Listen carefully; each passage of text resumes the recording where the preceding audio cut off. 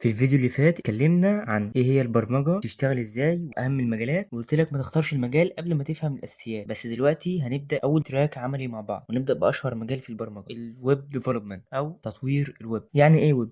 تطوير الويب بينقسم الى قسمين. اول قسم هو الفرونت اند، تاني قسم هو الباك اند. هتفهم كل حاجه كمان شويه فما تستعجلش. تمام. هنبدا باول قسم الفرونت اند. فهنبدا باول سؤال جه في بالك لما سمعت الكلمه فرونت اند. ايه هو الفرونت اند؟ الفرونت اند جزء من الموقع اللي المستخدم بيتفاعل معاه بشكل مباشر. يعني ايه الكلام ده؟ اي حاجه بتشوفها قدامك على الشاشه داخل الموقع زي الازرار، الصور او النصوص والالوان والتصميمات، كلها تعتبر فرونت اند. فرونت اند بيشتغل باستخدام ثلاث حاجات اساسيه: ال HTML وال CSS والجافا سكريبت. اولا ال HTML. ايه هي ال HTML؟ هي اللي بتبني وبتحدد هيكل الموقع. تاني حاجه ال CSS، ودي اللي بتظبط شكل وتصميم الصفحه من الوان وخطوط وغيرها من الاضافات. تالت حاجه الجافا سكريبت، ودي اللي بتضيف الحركه والتفاعل، زي لما تدوس مثلا على زر هيحصل حاجه معينه او يظهر بوكس ارشادي. يعني بشكل بسيط الفرونت اند هو كل اللي انت بتشوفه وتتعامل معاه وانت بتستخدم الموقع. طيب الباك اند بقى هو الجزء اللي ورا الكواليس، المستخدم العادي ما بيشوفوش. هو الجزء اللي بيشغل الموقع وبيتعامل مع الداتا والعمليات بتحصل في الخلفيه. يعني كمثال لما تيجي تسجل الدخول على موقع، الفرونت اند بياخد داتا من المستخدم او البيانات من المستخدم وبعدين بيبعتهم للباك اند. الباك اند هو اللي بيأكد ان البيانات دي المستخدم دي كتبها صحيحه ولا لا، وبيقرر يدخل المستخدم ولا لا. الباك اند بيشتغل عن طريق السيرفر، وده الجهاز اللي بيشغل الموقع ويستقبل طلبات مستخدمين زي المنتجات وغيرها من الطلبات. لغات البرمجه المستخدمه في الباك اند زي الجافا والبي اتش بي، بايثون، نود، جافا سكريبت. خلي بالك ان هنا الجافا تختلف عن الجافا سكريبت. اللغات اللي انا ذكرتها من شويه دي اللي بتستخدم في كتابه الكود اللي بيتحكم في كل العمليات اللي تحصل في الخلفيه. باختصار باك اند هو عقل الموقع اللي بيشغل كل حاجه وبيتعامل مع الداتا في الخلفيه. كده شرحت لك يعني ايه فرونت اند وباك اند. ان شاء الله هنبدا في الفرونت اند. طيب ايه اول حاجه نحملها؟ تاج برنامج فيجوال ستوديو كود اللي اتكلمنا عنه في الفيديو اللي فات. فهنكتب VS كود، هيظهر لنا اول موقع داونلود فور ويندوز او اللي فوق على اليمين. انا طبعا محمله، خش عليه على طول. اول حاجه طبعا هيظهر معاك بالشكل ده. فانت بتعمل اول حاجه اوبن فولدر. يعني هتيجي مثلا على الديسكتوب هنا وتعمل انشاء فولدر، هتسميه مثلا ويب سايت بروجكت.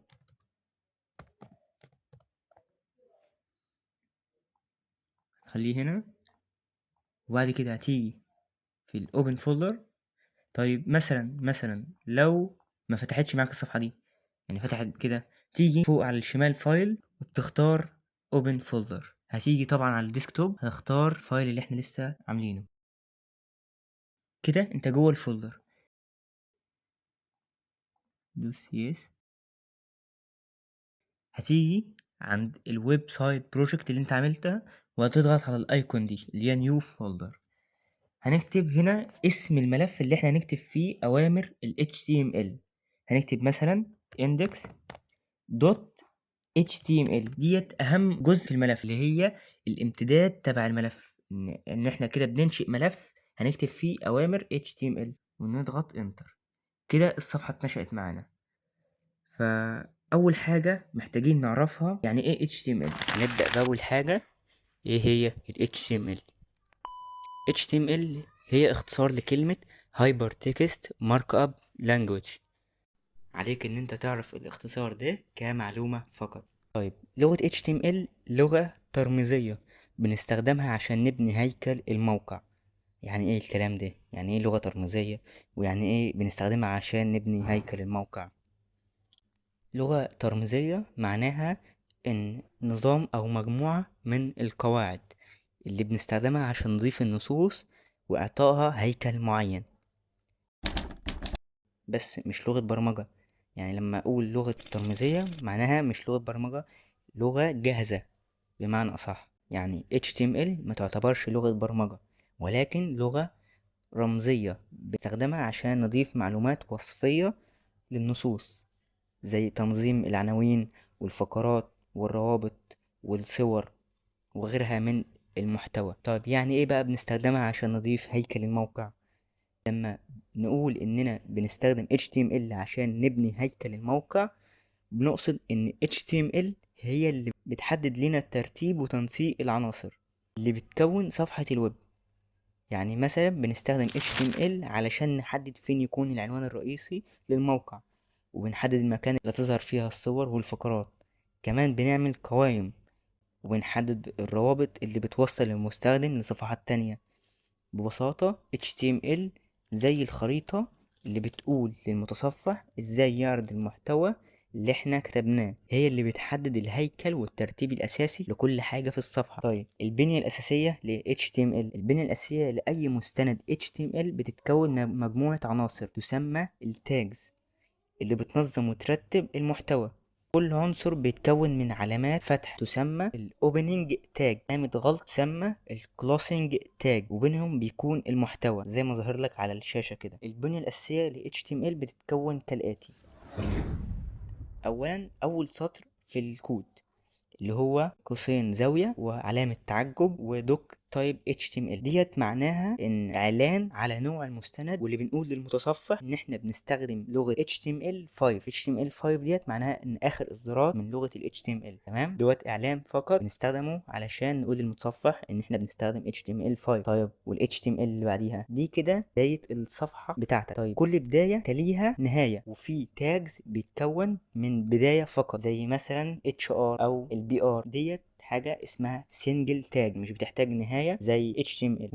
الهيد بتكون عقل الموقع اللي بيحتوي على معلومات عن الصفحة زي عنوان الصفحة اللي هو التايتل دوت تاج جوه الهيد بيحتوي على عنوان الصفحة. زي ما قلت لك قبل كده ان الاوبننج تاج بيبقى في الاول، كلاسنج تاج اللي هو النهاية اللي هو بيبقى فيه علامة السلاش. طيب والبودي ده الجزء اللي بيحتوي على المحتوى الفعلي اللي هيظهر على الصفحة زي النصوص والصور والروابط وغيرها من الاضافات او المحتوى. دي كده البنية الاساسية اللي بيتكون منها اي موقع هتلاقي فيها الاجزاء دي اللي احنا شرحناها. طيب بعد ما عرفنا الهيكل الاساسي لملف ال HTML، تعالى كده نكتبه واحدة واحدة مع بعض. اول حاجة تفتح القوس زاوية، تكتب علامة تعجب، بتكتب دوك تايب مسافة HTML بحروف سمول، دي كده معناها اعلان للمتصفح ان احنا بنكتب ملف من نوع HTML5. بعد كده بداية الملف نكتب HTML، اول قوس هنا نعمل سلاش. بعد كده جوه ال HTML في 2 تاج، اللي هو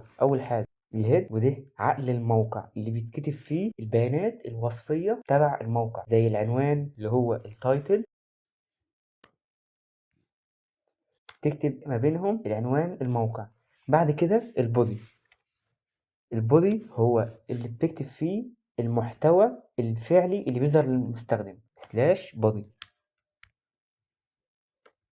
ده كده الهيكل الأساسي لأي ملف HTML. ما بين الأوبن تاج بودي والكلاسن تاج بودي بتكتب المحتوى اللي احنا عاوزينه يظهر للمستخدم، وبين الاوبننج تاج هيد والكلاسنج تاج تكتب بيانات الموقع زي الديسكريبشن، الكي وورد اللي بتظهر في محركات البحث. طيب احنا النهارده هناخد 2 تاج مهمين جدا في كتابة النصوص. اول حاجة تاج اسمه ال H1، اختصار للهيدنج يعني عنوان رئيسي. طيب بيتكتب ازاي؟ تفتح قوس زاوية بتكتب H1 بس كده، وبتعمل الكلاسنج تاج سلاش H1، ما بينهم بتكتب العنوان الرئيسي للموقع. في 6 مستويات للH، من اول ال H1 لغاية ال H6، هنكتبهم بالترتيب: H2، بعد كده H3، بعد كده H4، بعد كده H5، بعد كده H6. أول عنوان بيبقى العنوان الرئيسي. تعالى كده لما نفتح الملف علشان تشوف النتيجة،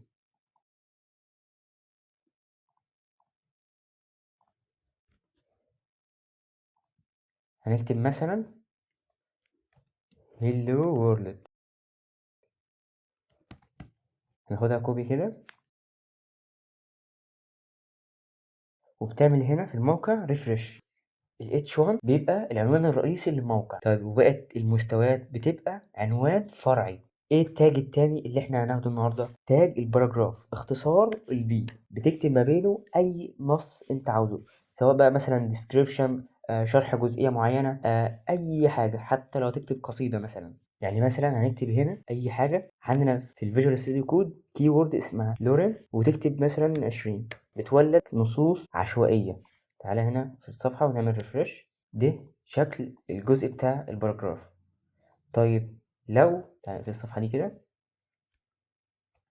مثلا انا جيت كده كتبت اي كلام عشوائي، هل الكلام دوت هيظهر بدون بقى استخدم اي هيدنج او باراجراف؟ انا جيت عملت ريفرش هيظهر، لانه اي حاجه بتكتبها بين البودي الاوبننج والكلوسنج هتظهر، بس بشرط في تاجات ما بتكونش بتعرض محتوى، زي تاج مثلا السكريبت. لو كتبت ما بينه اي حاجه مش هتظهر، لو جيت عملت ريفرش مش هتظهر.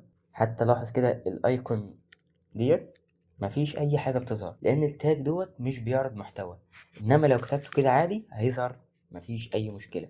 بس الافضل ان احنا نكتبه ما بين تاج بيعرض محتوى زي الباراجراف او الهيدنج او اللي هو ال H1. فنكتفي بهذا القدر، واشوفكم في فيديو جديد. سلام.